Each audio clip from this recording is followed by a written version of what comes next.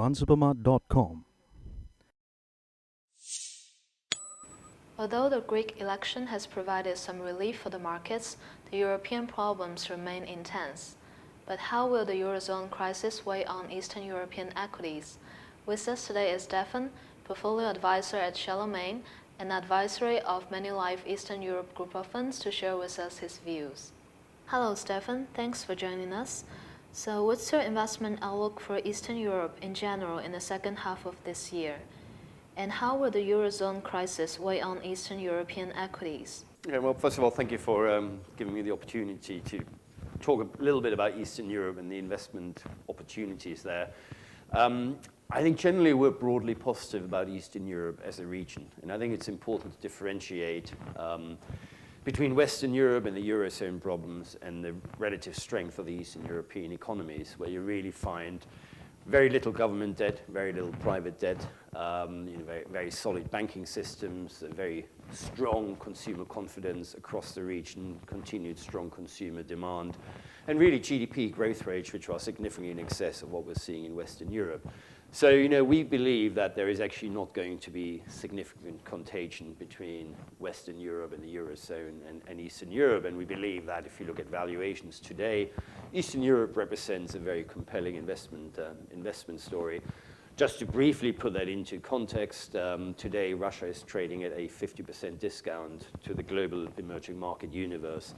That is near a level that we last saw in 2008, and that kind of gives you a sense of how cheap the Russian equity market is today and how attractive the potential is for the second half of this year. So what are the main drivers for Eastern European equities for the remainder of this year? I think you really have to look slightly longer term than 6 months, I think. And for us, there are a number of key structural drivers that really make the Eastern European investment story. If we start with Turkey, it's very much the positive demographics in Turkey, the fact that Turkey has an incredibly young population profile. The average age in Turkey is 28 years old. What that means is over the coming years, we're going to see a lot of household formation. That in itself will drive a lot of demand for consumer products, for financial services, for other consumer services. And that is really, to us, one of the key investment drivers within the Turkish equity market. The young population driving the longer-term consumer demand, the growing middle class. If you look at Russia, of course, it's still dominated by resources. Oil in particular continues to be an important driver of the investment story in Russia. But also going forward, we think we're going to see more reform. We're going to see the government attacking the very high degree of corruption within the Russian system. We're going to see the government actively trying to introduce capital market reforms, increasing liquidity in the local equity markets.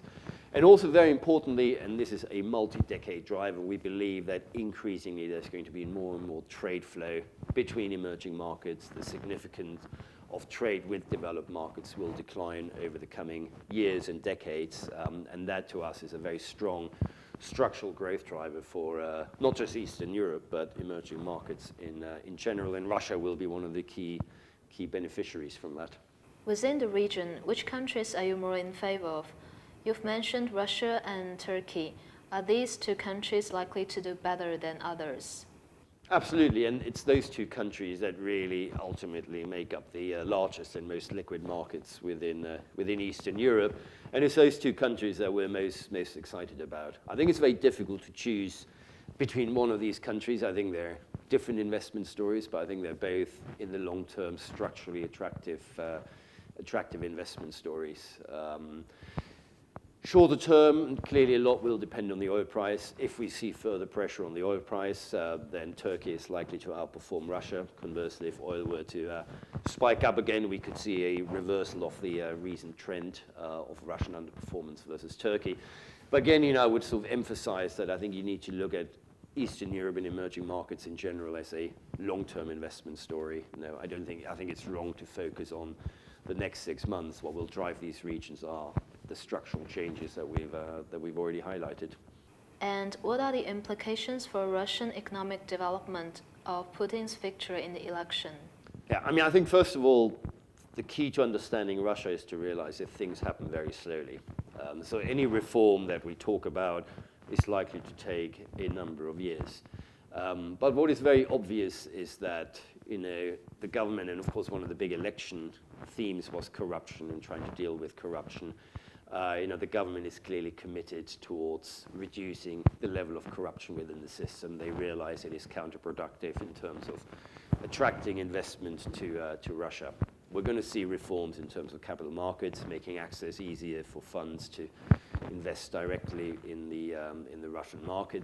And then I think another big driver in Russia, maybe less of a reform driver, but clearly a key issue, is the entrance to the World Trade Organization, which happened earlier this year, which will force Russian companies to become more efficient as they face more competition from imports. And if one remembers the positive impact that WTO entry had in China a number of years ago, we expect, maybe not on the same scale, but we certainly expect some positive economic boost to come from Russia's entry into the organization. So which sectors do you see the most growth potential? And what's your outlook for oil in the next 6 to 12 months? Well, maybe first of all, the sector question. It's very interesting because if you look at our portfolios, what you tend to find is that we're overweight the consumer stocks and really underweight some of the basic material stocks, the raw material, the commodity names. And that's very much based on our long-term investment theory of emerging markets, which, as already mentioned, is based around the growth of the middle class and the demand for consumer goods, which that generates.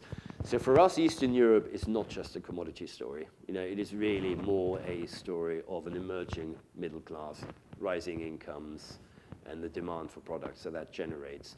And that is really, across all our funds, the theme that you find itself being replicated. In terms of the oil price, difficult to forecast, of course. We would broadly agree with market consensus suggesting that oil will finish the year at somewhere around the $90 to $95 level.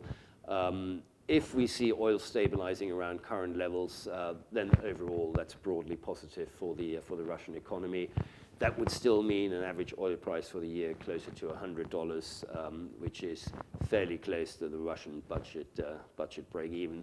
I think importantly, from an investor's point of view, is to realize that at current valuations, the Russian equity market is pricing in an oil price of around about $70. So the market has clearly oversold on the back of the recent correction in the oil price. So given the lingering gloom in the Eurozone, what risk factors should Eastern European investors be aware of? Yeah, I think the risks are more country specific. Clearly, in Turkey, the economic risk is the current account deficit and the government's attempts to slow down the economy in order to deal with the current account deficit.